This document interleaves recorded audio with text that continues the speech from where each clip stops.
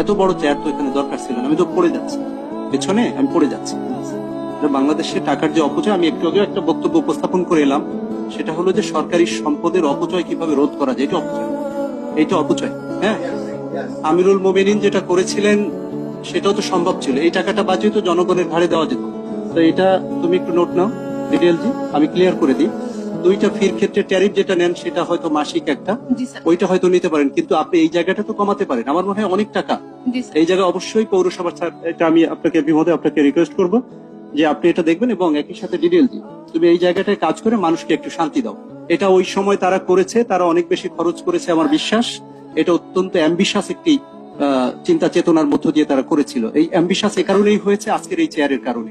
ঠিক আছে, এত বড় চেয়ার বাংলাদেশে দরকার নেই, আমাকে না দিলেও হতো। ঠিক আছে, আশা করি বুঝতে পারছেন এই জায়গাটা কাজ করার অবশ্যই সুযোগ রয়েছে। আমরা যেন তেন প্রকারে মানুষকে বুঝ দেওয়ার ক্ষমতা রাখি না।